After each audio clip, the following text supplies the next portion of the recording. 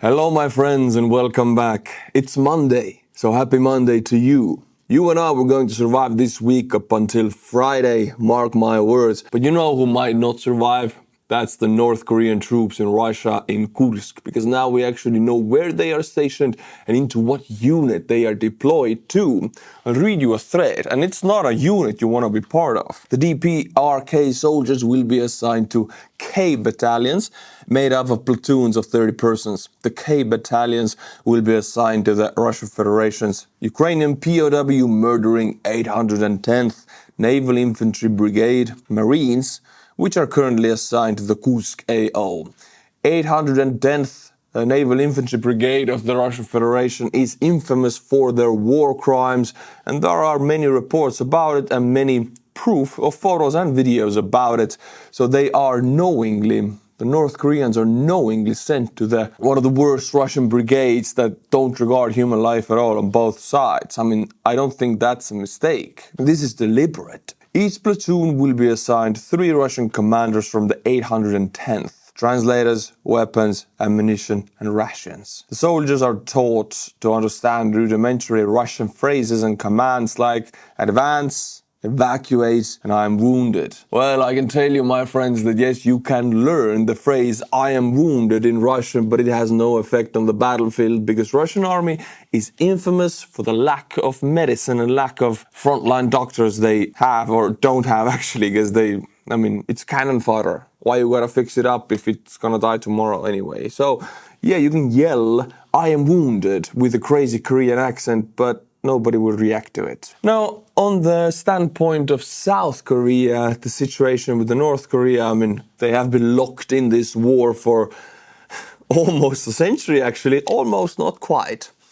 Reportedly, North Korean troops in Russia have formed execution groups to execute their own soldiers. Now, 2 most possible outcomes the South Korea might do to react to this is number 1, dispatch special agents to draw in North Korean prisoners and share tactical advice with Ukraine. Or number 2, it is also considering a plan to directly aid with 155mm artillery shells and defense systems and other defense equipment. South Korea has millions upon millions of artillery shells in the stock because they are constantly getting ready with for war with North Korea. I'm in the same situation with North Korea. And North Korea has sent up to 8 million artillery shells to Russia. South Korea could do the same to Ukraine. And now, my friend, this next one is a joke. It's a meme. I feel like I have to say this. But we have Prigozhinu from North Korea already demanding Gerasimov and Shoigu for ammunition. Check it out.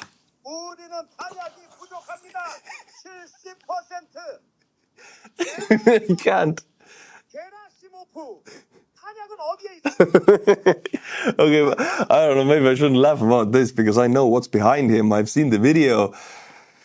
But damn, this is genius. AI, very dangerous for propaganda purposes, but also for memes, it's priceless. This made my Monday. My friends, in this video, I don't have a sponsor, so I figured you guys are actually the sponsor because Buy Me a Coffee monthly supporters or monthly members are actually the foundation of this channel. So at the end of this video, I'm going to butcher 5 monthly members with my Estonian pronunciation. So stick to the end, and if you like my channel, then the link is in the description below. Sign up for monthly membership, and I'll be butchering your name also. All right, thank you, my friends. Let's go on. Another distillery has been struck in Russia by Ukrainian drones. This is already the 3rd distillery. Now, distilleries, yes, they make chemical products and they make vodka, but they also make liquids and chemical products connected to the military. So we might assume that Ukraine is trying to starve Russia out of vodka. But this would be kind of false because the best thing for Ukraine is if Russians drink more right now, especially on the front.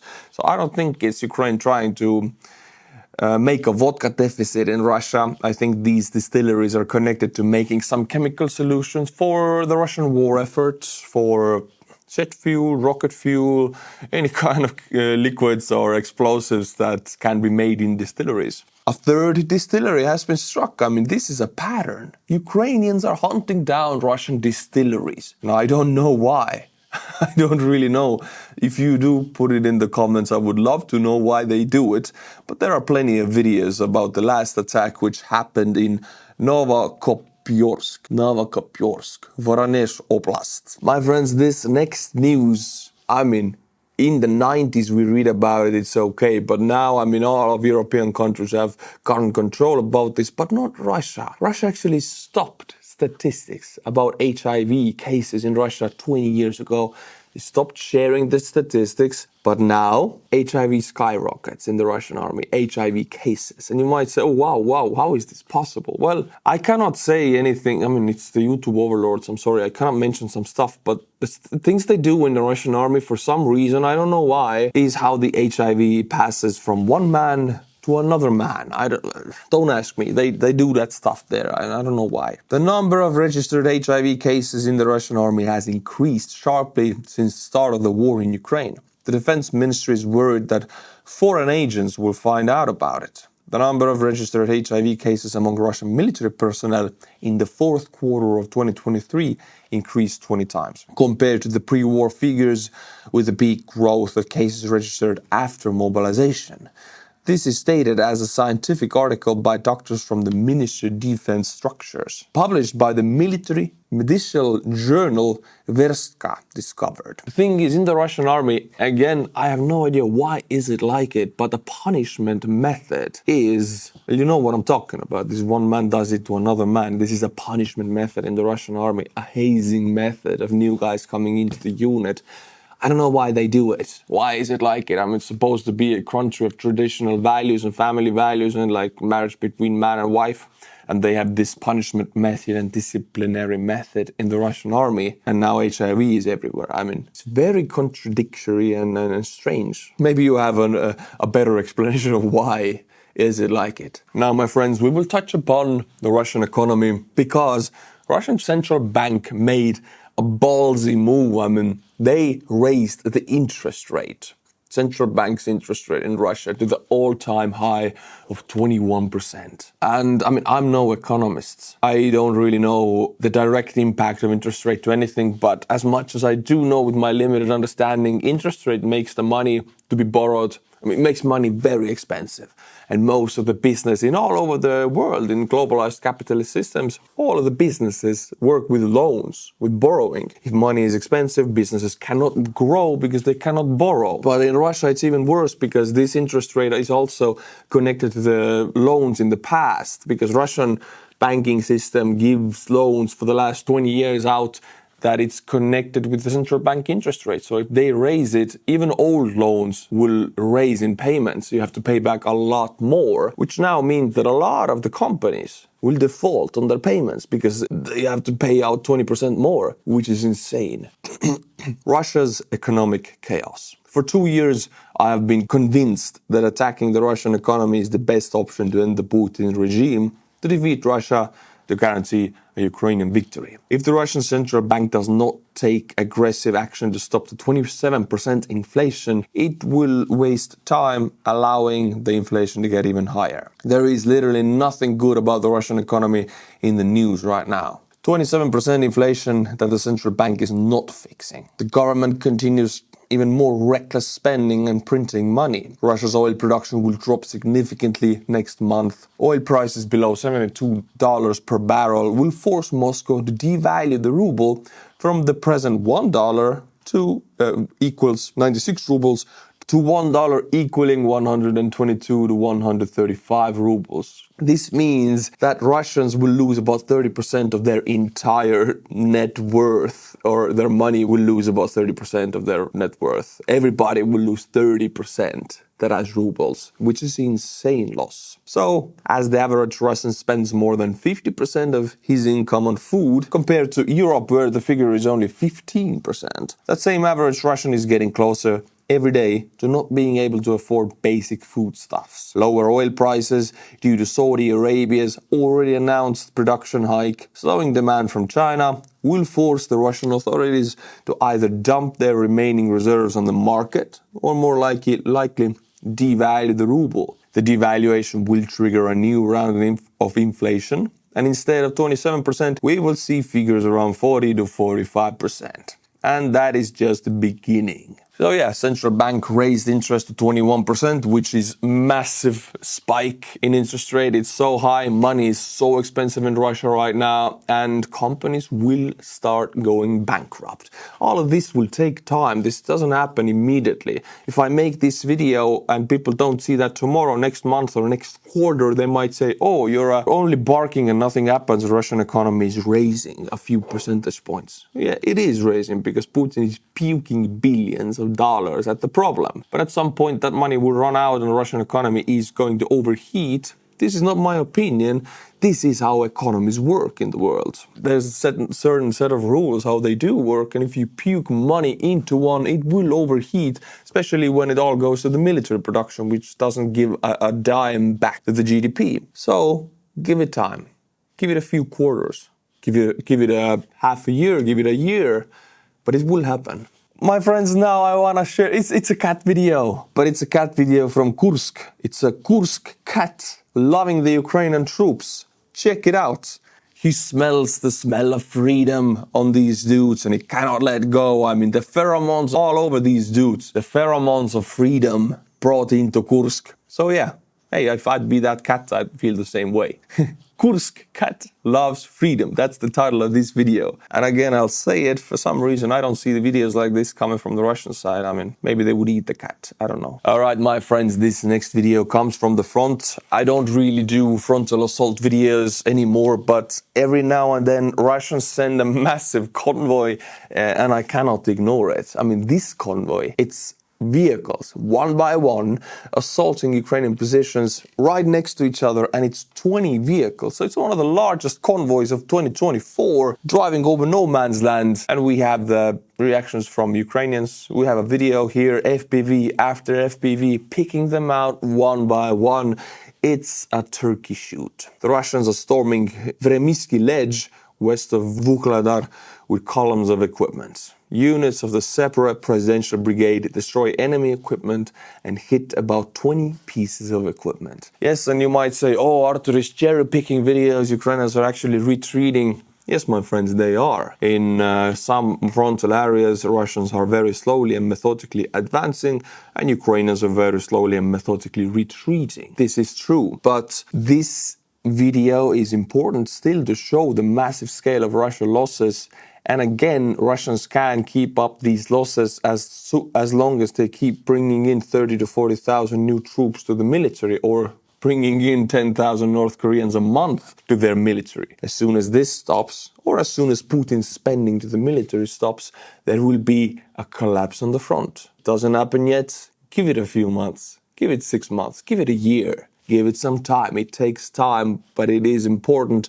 And in no way I believe that Russians are winning this war right now. Now, I'm not stating that Ukrainians are winning, but at the rate of which Russians are taking losses, it will show at one point and then very suddenly. But give it some time. My friends, we have all seen these videos, which are like in the last 2 months are very common, of Ukrainian FPV drones flying into Russian recon drones and kamikaze drones, fixed-wing drones, Zala recon drones or Lancet kamikaze drones. And we always see them slamming into it, but then the image freezes because there will be an explosion. But now I want to show you what happens after the explosion, because we have Ukrainian FPV filming another Ukrainian FPV who is about to slam into Russian Zala recon drone. Check it out.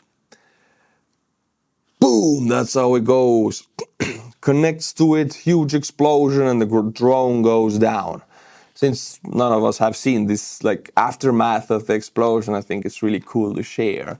Now, this is so important. The FPV cost $500. The Russian recon drone cost a few thousand, maybe over 10,000, and half of the money is stolen. Also, without these recon drones, Russians have an issue of guiding their artillery fire. So taking these down with a cheap FPV is saving tens, maybe hundreds of Ukrainian soldiers' lives. Very important. A job well done. Did you think I'm done reporting about Ukrainian drones hitting Russia? No, I'm not. It's beautiful, and I want to share everything with you that is connected to this. Transneft Druzhba oil pipeline control center was attacked by Ukrainian drones in Novonikolskoye. Damn, what a long name. Tambov region. Michurinsky oil refinery, also located in the vicinity. Ukraine is just picking them one by one, and there are so many juicy targets. There are oil refineries, oil depots, ammunition depots, factories, airstrips, and in this case, pipeline control centers. Then there are energy producing infrastructure, and none of these targets, almost none of them, are guarded by air defense. Even if they were, I mean, they cannot take down these small drones which are about to destroy them. So Ukraine just has their work cut out for them. It just takes time because there are so many targets and there's only so many drones Ukraine can produce. But this is yet another very important oil pipeline control center which is no longer working. I have seen a lot of comments which are saying, oh, Ukrainians are pulling back, they're retreating, they're losing, Russians are advancing. Oh, what is this channel but a propaganda because Russians are advancing on the front? Yes, they are. I do agree. I see it every day. But I just want to bring it into perspective. What is this advancement we're really talking about? Here is a chart which represents visually to us how much ground out of Ukraine territory, including Crimea, Russian controls, and how much ground Ukraine controls. February 2022, the red area is newly occupied Russian territory. March 2022, the red area expands explosively. And then after that, April, they pulled back from Kyiv because they lost massive amount of troops there. And after that, as you can see now, there's Kursk and Kharkiv liberations from Ukraine. Even the red area goes even smaller. And after that, so after October 2022, 2 years, for the last 2 years, October 2023, October 2024, the controlled area has not changed almost at all for us to visually see it. There is 0.00% that changes every day. But visually, on the grand scale, the Russian advancements, they are so small. People zoom into the frontal areas and see 100 meters being taken, 1 kilometer being taken, or 4 kilometers, and say, whoa, one side is losing, one side is winning. They don't take into account massive losses and billions pumped into the economy, the overheating of the economy, the explosions of the oil pipelines. That is what does the real job, and I take that into account. And according to this, Russia is not winning, but they are advancing on the front very slowly. In previous videos, I have repeatedly touched upon the subject of Putin releasing hundreds, if not thousands, actually tens of thousands of criminals into the Ukrainian war. After 6 months, amnesty will be given to them, and some have already returned to Russia. They're criminals, they're armed, they're very dangerous, they have impulse control issues, and now they're in Russia. And this is the outcome I always predicted that they will have. I mean, the crime rates will spike in Russia, and yeah. In Moscow Central Park, there was a shooting. And then again, they're shooting every day in America, every minute almost. But in Russia, this wasn't like that for a long time. It hasn't been. I mean, it was like that in the 90s. But now again, it's going to that. Crime rates will spike and streets will become very dangerous because criminals for many murders are just walking around with illegal weapons. I mean, think about that reality. And they cannot be arrested, they don't have any consequences to their actions because every time they do something, they can always go back to the war if they want to, because that is a get out of jail free card in Russia. So there is no legal way to control these criminals of doing any harm to the society. They can do harm if they want to. Talking about criminals, I bring you one right here. I mean, this video surfaced about our loved Kadyrov, and there are some Russian officials discussing something about the war crimes maybe they're going to commit. But here is Kadyrov, and notice what is he doing? Is he Rocky? Is he training for his next boxing match? Look at it. Oh, push-ups. 1, 2, and 3. 3 push-ups. And 3, yeah, no more needed. I'm imagining that Rocky music. Nobody's talking to the dude. Why? Because he's a drug addict. He's rambling don, and nobody really wants to communicate with him. Yeah. And now, my friends, I will end the Russia-Ukraine topic, and hey, there will be, this is a long video because I cannot make a video on Wednesday actually, and so much happened. So I'm only ending one conflict out of this world war, and on this channel I do believe this is a world war. And for that to really sink in, here is a visualized map. It is not Russia fighting Ukraine. It is Syria, Iran, China, North Korea, and Belarus with Russia fighting Ukraine. So this is not a Russian-Ukrainian war. We don't have a name for it. I just call it the World War. We have a world war on our hands because we have Israel and the two age groups, open war. Israel-Iran, open war. We have China-Taiwan, which could go into an open war. We have North Korea, South Korea, which is waiting to escalate. And then we have Russia, Ukraine. All of these conflicts are part of one war in my eyes. I don't see this as different conflicts because there are the same sides taking part on every one of these conflicts. On October 26th, I didn't tell you, we're jumping to Israel-Iran now. And some people maybe don't like me commenting on Israel-Iran or China-Taiwan because I'm not an expert on these areas. Well, my friends, I see this as the same war, so I'm not jumping anywhere. I'm continuing the Russia-Ukrainian war, only in a different location with the same players. Israel struck Iran on 26th of October, 2 days ago, directly with their air force, flying over 3 countries and some of the planes might have flown directly into Iranian airspace.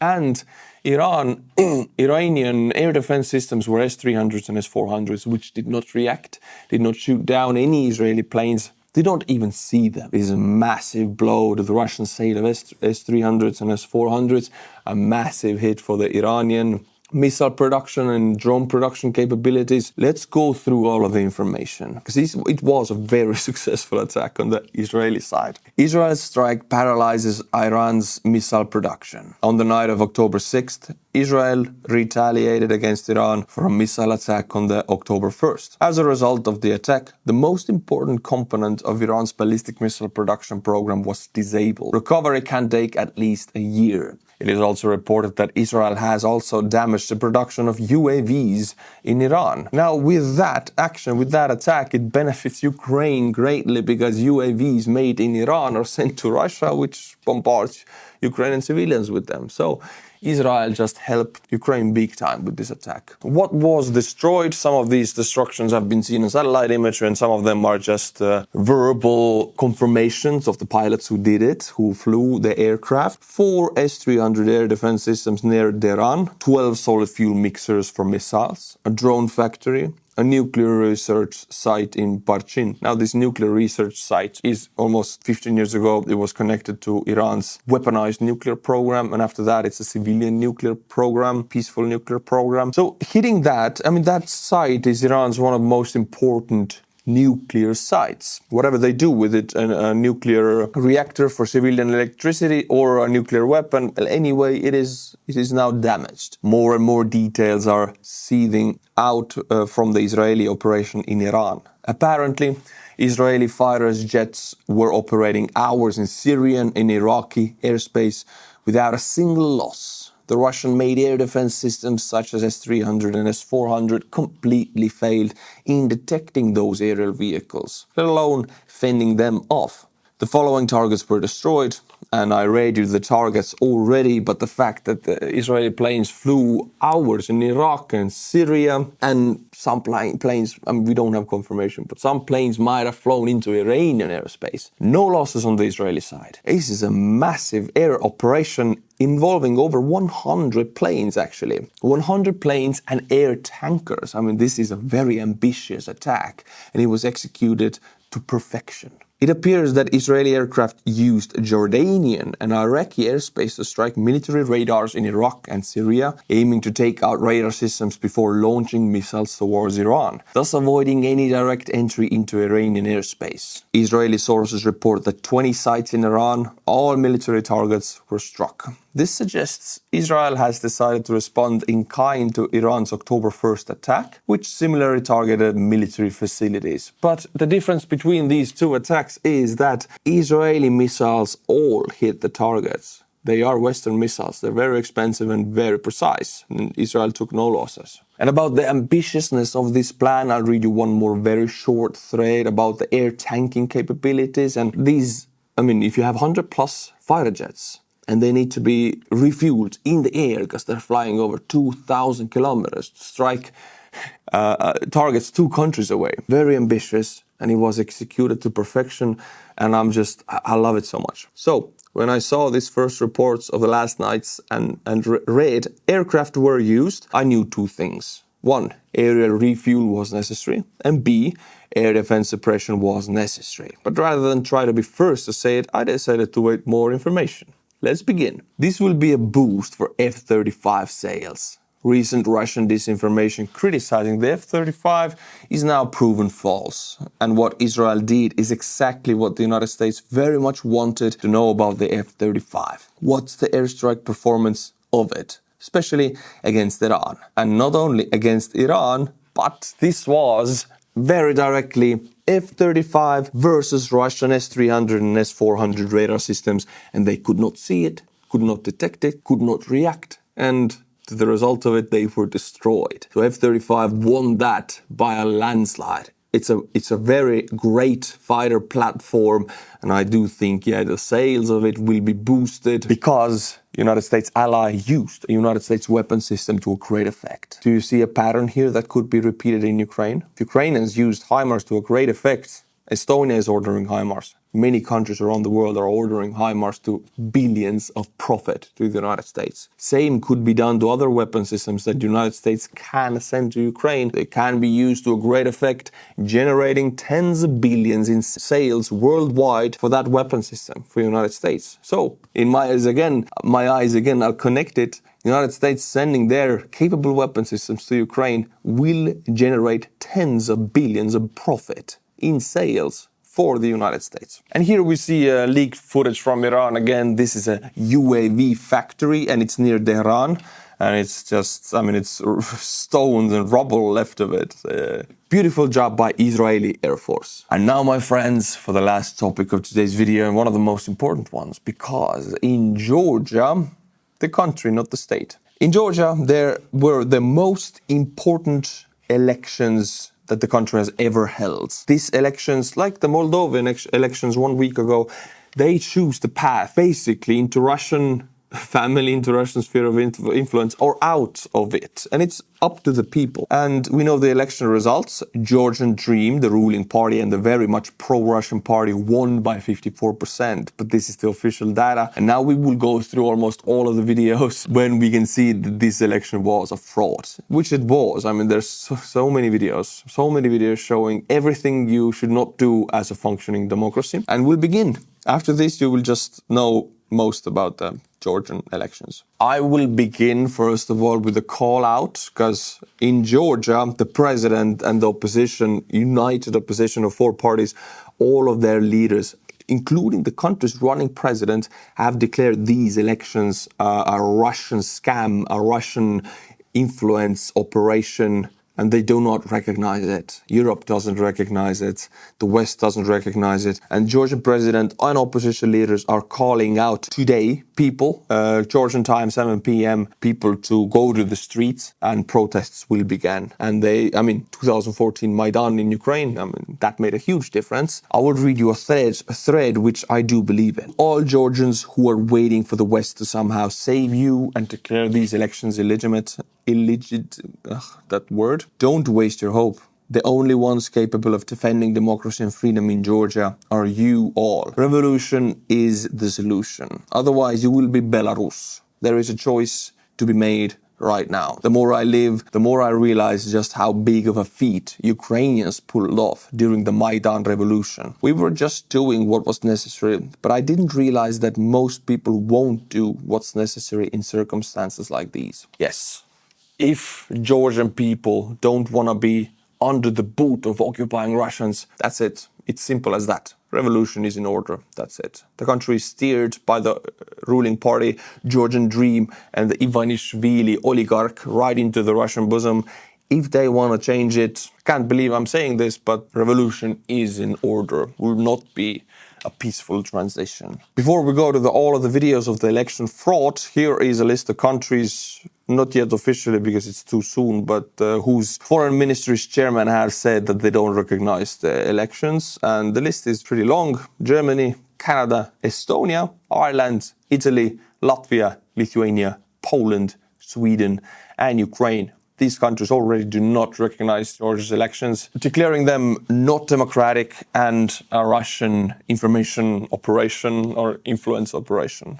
But how really is it a Russian operation? Well, I'm glad you asked. I'm glad I asked, because there are so many videos of, you don't even have to search for it. It's just out there. Read you a very short thread and then we'll watch the videos. The October 26th elections in Georgia were marred, what is this word? By extensive fraud. Observers, both local and international, have raised serious concerns, making it clear that the results aren't legitimate. The Central Election Commission, CEC, reported Georgian Dream, the ruling pro-Russian party, winning 54% of the vote, a notable increase from 48% in 2020. However, Edison exit polls, known for their accuracy in previous elections, showed Georgian Dream receiving significantly less support, raising serious suspicions. Reports of vote tampering are substantial. According to independent observers, up to 300,000 or 400,000, nearly 20% of the total votes, may have been manipulated through multiple voting, ballot stuffing, and carousel voting using single ID cards. Okay, how much am I talking? Let's just look at the videos. I mean, there's plain out there videos of just buying votes. In this one, for example, evidence of distribution of vote buying caught on camera yesterday by Formula TV in Marneuli on election day. I'll read you the subtitles. What are you doing? Nothing. Did you distribute money? What lists do you have? There are food lists. Beza, Anzor, are these food lists? I mean, these are names of people. What are you doing? What are you doing? This is a criminal offense. Yeah, they were giving people money and marking down their names so the people would elect for Georgian Dream, the pro-Russian ruling party. Now, election fraud number 2, seen on video, is voting with another people's passport. And in this video, this is going on. This tragic comic video was shot at the 48th election station in Marneuli and accurately reflects the injustice that happened during the elections in Georgia. Here, I am trying to prevent a person who came in with someone else's personal number in his passport from voting, while 30 people are trying to drag me out of the election station to let him vote. They still couldn't move me, but outside, dozens of people were waiting to physically abuse me. They followed me after I was kicked out, and after I was kicked out, disappointed that despite the intimidation, I didn't stop exposing the fraud. And now you're telling us that Georgian Dream won 54%. This is election fraud number 2. Election fraud number 3 is here.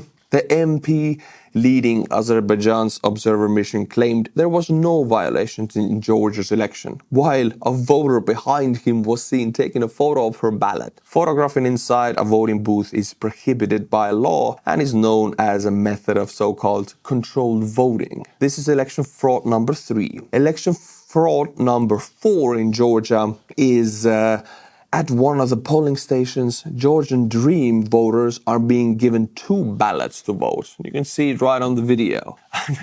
It's not only one video which would make these elections fraudulent and not democratic. It's already 4. But I'm not stopping here, because election fraud number 5 is ballot casting.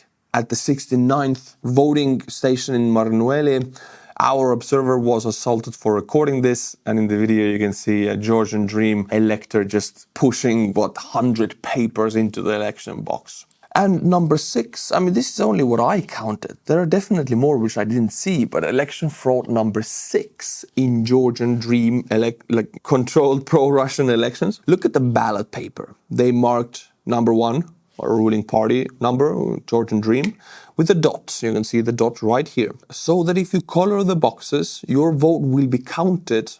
And if you color other party boxes, it will be invalidated because there are 2 dots. You know, there's a dot here. So if you color it, yeah, for Georgian Dream. If you color number 36 or 27, there are like 2 votes and you cannot count this vote because there has to be 1. So they've already made sure you cannot vote for anybody else. So these are the 6 cases. Oh my God. Okay, there's 7th also. I counted, sorry. 7th cases. In this video, you can see a woman. This observer discovers that a strange woman is forcing people to vote with a list at the entrance of the election station. By taking voters' identification numbers, they intimidate them and force to vote for the government or for Georgian Dream pro-Russian party. Everything is clearly visible in the video. All of these 7 videos represent 7 different undemocratic frauds of this election. This election was stolen by pro-Russian forces, by FSB. It was an FSB operation.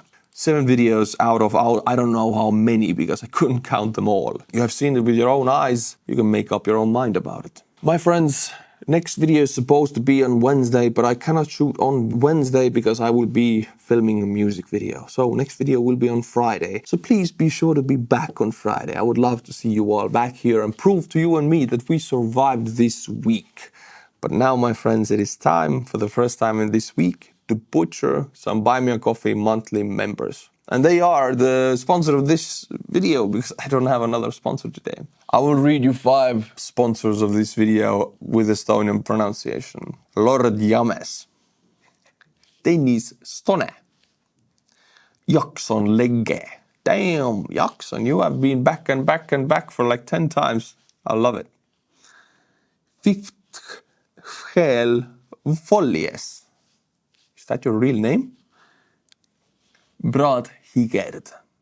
Thank you to 5 of you, to all 5 of you. And if you like my channel, buy me a coffee, link is in the description below. Become a monthly member and I'll be butchering your name into the orbit. Until Friday, my friends, Slava Ukrainian, and bye-bye.